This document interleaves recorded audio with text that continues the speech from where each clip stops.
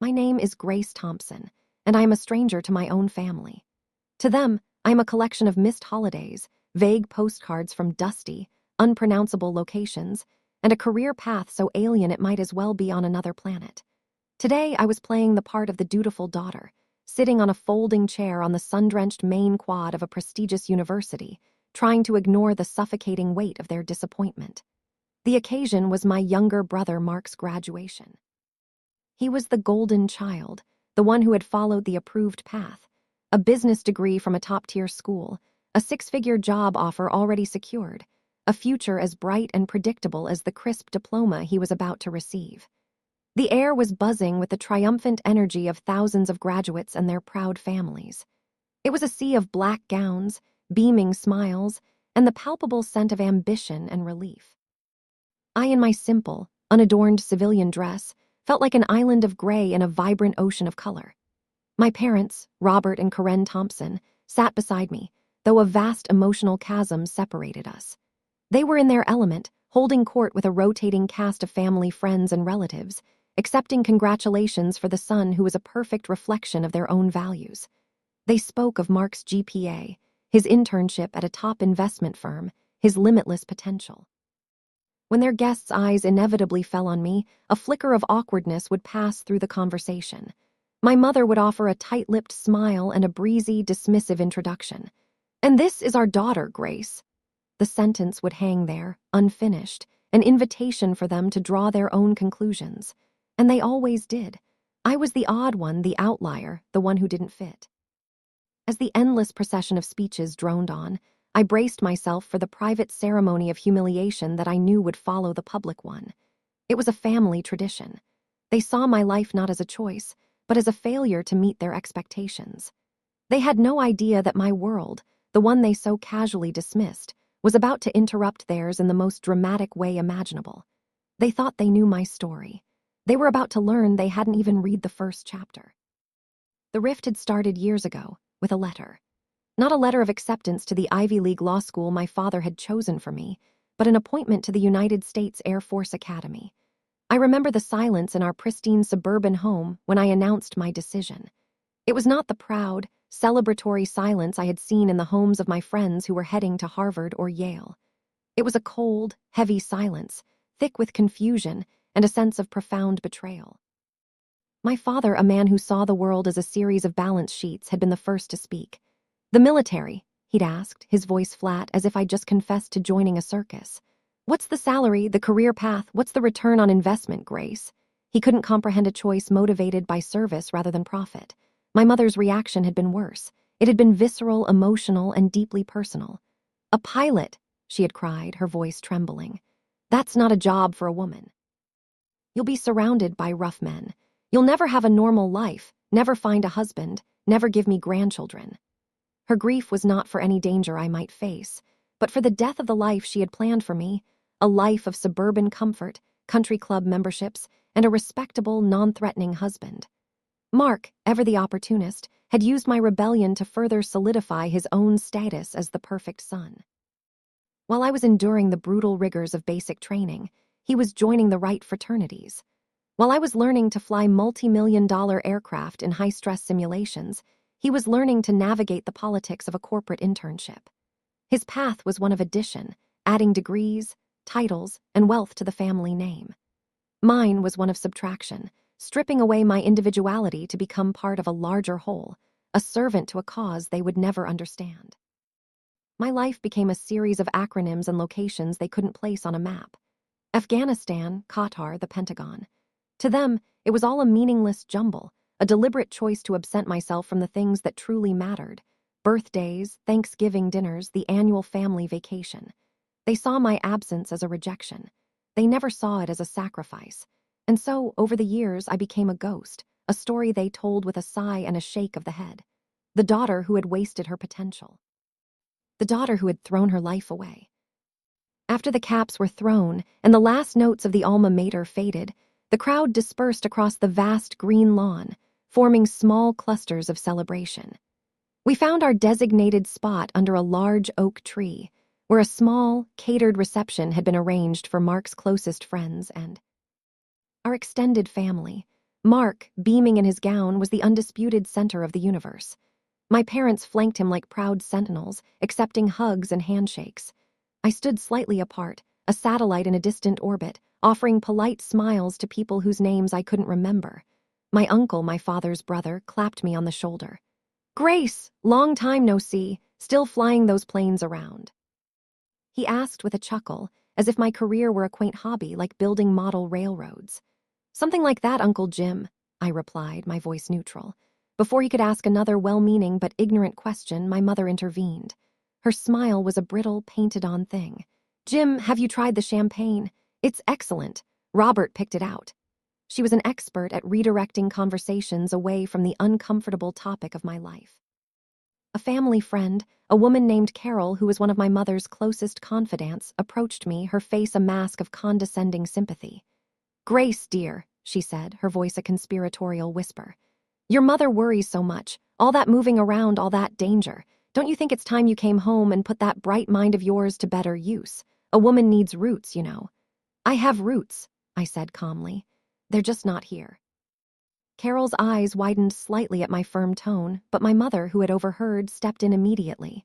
She placed a hand on Carol's arm, a gesture of solidarity against my strange, stubborn defiance. "Oh, don't mind Grace," she said with a laugh that didn't reach her eyes. "She's always been a bit of a dreamer." The words were light, but they were laced with poison. To my mother, a dreamer was the worst kind of failure, someone impractical, unrealistic, and unmoored from the solid ground of respectable society. I felt the familiar sting, but my training had given me a formidable shield. I could compartmentalize. I could take the emotional impact, file it away, and maintain my composure. I was a pilot. I flew through storms. This was just another form of turbulence. The final, most brutal assault came, as it always did, from my mother.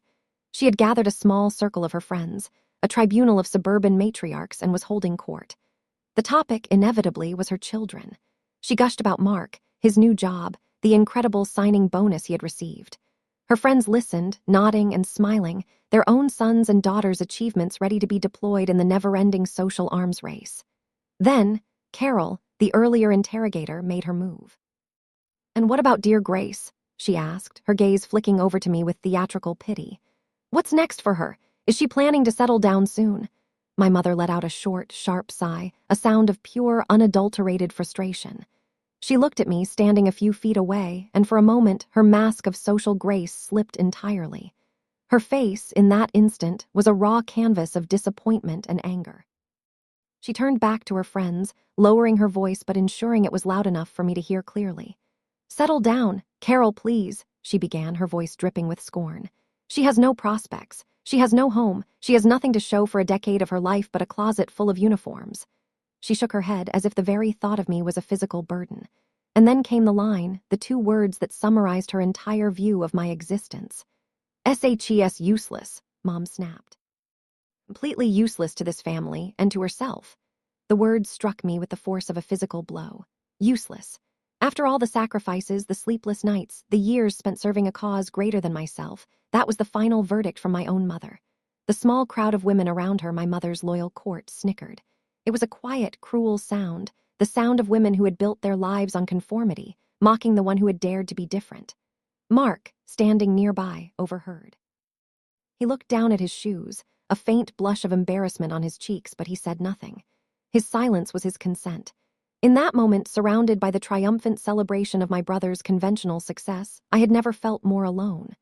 The pain was sharp, a dagger in my heart, but just as I was drowning in it, I heard a sound. It was faint at first, a distant, rhythmic beating, almost imperceptible beneath the chatter and the laughter. A sound I knew better than my own heartbeat. Whump, whump, whump, whump. It was the sound of rotors. At first, no one else seemed to notice. The sound was a low thrumming on the edge of hearing, easily dismissed as a distant lawnmower or a passing truck. But I knew. My head instinctively tilted upwards, my eyes scanning the flawless blue sky. The sound grew steadily, insistently louder. Whump, whump, whump, whump. It was a deep, guttural beat that was starting to become a physical sensation, a subtle vibration in the ground beneath my feet. A few pee. Opal paused their conversations, looking around in confusion. "What is that noise?" someone asked. The sound swelled, no longer distant but powerfully, alarmingly close. It was a roar now, a thundering heartbeat that drowned out all other sound.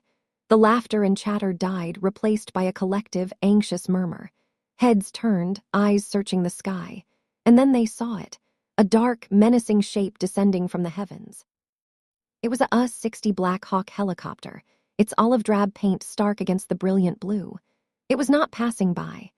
It was on a direct approach, its destination the very center of the university's main quad, the heart of the graduation celebration. The helicopter grew larger and larger, its form resolving into the iconic, powerful silhouette of a war machine. It was a brutal, visceral intrusion of my world into theirs. The world of academia, of theoretical business models and graduation parties, was about to be broadsided by the world of life-and-death reality. The Black Hawk flared for its landing, its nose tilted up, its powerful engines screaming. A hurricane of downdraft blasted across the lawn. Programs, napkins, and a few unfortunate graduation caps were sent cartwheeling into the air. Women shrieked and held down their dresses. Men shielded their eyes from the flying dust and debris. The catered reception was in chaos. The entire graduation ceremony, the meticulously planned event celebrating my brother, had ground to a halt. Thousands of people were now standing still, their faces a mixture of fear, confusion, and awe, all staring at the military helicopter that was now settling onto the grass a mere 100 yards away with a final, ground-shaking thump. The roar of the engines decreased slightly, but the massive rotors continued to slice through the air with intimidating power. The party was over. The helicopter sat on the pristine lawn like a prehistoric beast, its presence so overwhelming it seemed to suck all the air out of the atmosphere. The side door, which had been closed during the descent, slid open with a hydraulic hiss, revealing the dark, cavernous interior and the silhouette of a man in a flight helmet and full gear. A crew chief. He leaned out, one hand gripping the side of the aircraft, and surveyed the stunned, silent crowd. He seemed to be looking for someone, his helmeted head scanning the sea of faces. My family was frozen beside me, their champagne glasses held limply in their hands. My mother's face was ashen, her earlier anger replaced by a look of pure, bewildered shock. My father was staring, his mouth slightly agape, the confident patriarch suddenly rendered a confused spectator. The crew chief raised a hand to his helmet, speaking into his internal microphone. A second later, his voice erupted from the helicopter's external speakers, a sound system designed to be heard over the noise of battle. The voice was electronically amplified, impersonal, and utterly commanding. Paging Colonel Grace THOMPSON, paging Colonel THOMPSON, report to the aircraft immediately. The name and rank echoed across the quad, each word a sonic boom that shattered the silence. Colonel, Grace, Thompson. My family turned to look at me in unison. Their expressions were a slow-motion cascade of disbelief. It was as if they were seeing me for the first time, and the person they saw did not compute with the daughter they thought they knew. Colonel. The rank was senior, authoritative. It was not the rank of a useless person. I felt 1,000 pairs of eyes fall on me. The crowd began to whisper, to point. I was no longer an anonymous guest. I was the reason this unbelievable scene was unfolding. I calmly raised my hand, a small, clear gesture of acknowledgement. The crew chief in the helicopter saw me instantly. He nodded once, then spoke into his mic again, his voice booming across the field with a new, urgent intensity. Colonel THOMPSON board now. Wildfire Response Command has been activated. You are wheels up in 5. The message was clear, concise, and terrifying. Wildfire Response Command. This wasn't a training exercise. This was real. This was an emergency. And I was in charge. The world seemed to hold its breath. The only sound was the powerful, rhythmic whump-whump-whump of the Black Hawk's rotors slicing through the air. The amplified voice of the crew chief still echoed in the stunned silence. Colonel Thompson, command, board now. My brother Mark, the man of the hour, the newly minted graduate with the 6-figure job, was staring at me. His face was pale, his eyes wide with a confusion so profound it looked like pain. The hand holding his diploma, the symbol of his great achievement, began to tremble uncontrollably. The crisp white scroll shook as if he had a fever. Everything he thought he knew about the world, about success, about his own family, had just been incinerated by the downdraft of a military helicopter. My mother, Karen, who moments ago had spat. The word useless like a venomous dart was now silent, her face a mask of chalky white. Her lips were parted, but no sound came out. The snide remarks, the social posturing, the lifetime of carefully curated disappointment, it had all been rendered meaningless. She was staring at her daughter, but seeing a stranger, a figure of immense, incomprehensible authority. My father, the pragmatist, the man of business, simply looked lost. The confident, condescending patriarch was gone. In his place was a man grappling with a reality so far beyond his comprehension that he could only stare, his mind struggling to process the impossible truth. The daughter he had written off as a poor investment was, in fact, the most valuable asset his family had ever produced. The crowd around us, the same people who had snickered at my mother's cruel joke, were now dead silent. Their mockery had been replaced by a palpable sense of awe and perhaps a little fear. They were civilians, happily celebrating a milestone in a safe, predictable world. They were now face to face with a messenger from a different world, a world of urgent, life-or-death responsibility. They were looking at me, but they were seeing the embodiment of a duty they could barely imagine. The entire graduation, a celebration of future potential, had been completely and irrevocably overshadowed by a demonstration of present, absolute power. I gave my family one last look. It was not a look of triumph or of anger. It was a look of quiet, sad finality. In their stunned, horrified faces, I saw the full, tragic extent of their ignorance. They had never known me, and now they never would. Without a word, I turned away from them and began to walk toward the helicopter. My steps were calm, measured, and purposeful. I did not run. A commander does not run. A commander moves with an authority that bends the world to her will. The crowd, a silent, staring mass of people, parted for me as I approached. They instinctively created a pathway, recognizing that I was no longer one of them. I was on a mission. I felt the powerful wind from the rotors buffet my clothes, whipping my hair across my face, but I did not break stride. The noise was deafening, a physical force that vibrated through my bones. This was my world. The sound of raw, untamed power, the scent of jet fuel, the promise of a job that needed to be done. I reached the side of the Black Hawk, and the crew chief gave me a sharp, respectful nod. I returned it. I didn't need to shout over the noise. We understood each other. I ducked my head, a practiced move to avoid the deadly arc of the rotor blades, and climbed into the Spartan, functional interior of the aircraft. I took a seat, buckled myself into the harness, and gave the crew chief a thumbs up. He relayed the signal to the pilot. The engines screamed as the pilot increased power. The helicopter trembled, then lifted from the ground with a surge of force, leaving behind a swirl of flattened grass and bewildered humanity. As we ascended, I looked down one last time at the scene below. I saw the thousands of upturned faces, the tiny, scattered figures of my family standing frozen under the oak tree. Mark's graduation, the event that was supposed to be the crowning achievement of our family's year, had been reduced to a bizarre anecdote, a story they would tell for years about the day the helicopter came for the other sibling. The helicopter banked sharply, turning toward the distant mountains, and the university, with its manicured lawns and ivory towers, disappeared from view. I was free. The helicopter ride was short and professional. The crew chief handed me a headset, and the pilot's voice crackled in my ear. "Colonel, welcome aboard. We're heading to a forward staging area at the edge of the national park. You're the designated commander for Operation Soaring Eagle. The president has authorized a full federal response."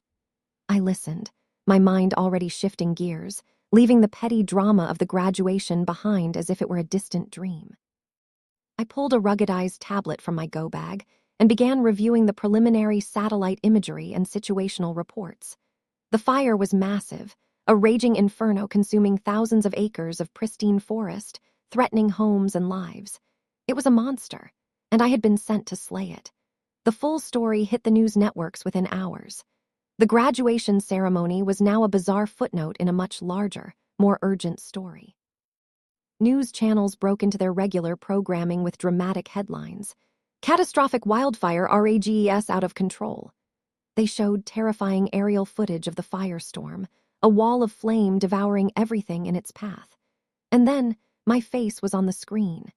It was my official Air Force portrait, a no-nonsense headshot where I am looking directly at the camera, my expression serious, my uniform immaculate.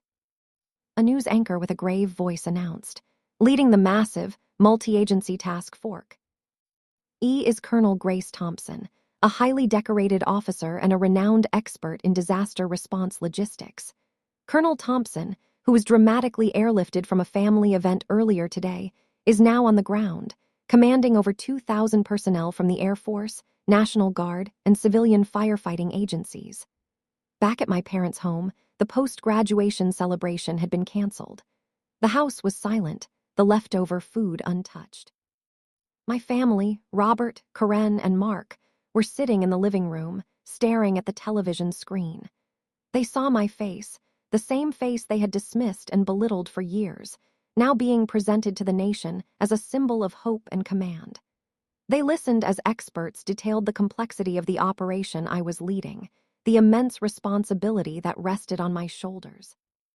They heard a retired general, brought on as a commentator, say, "If anyone can get this monster under control, it's Grace Thompson.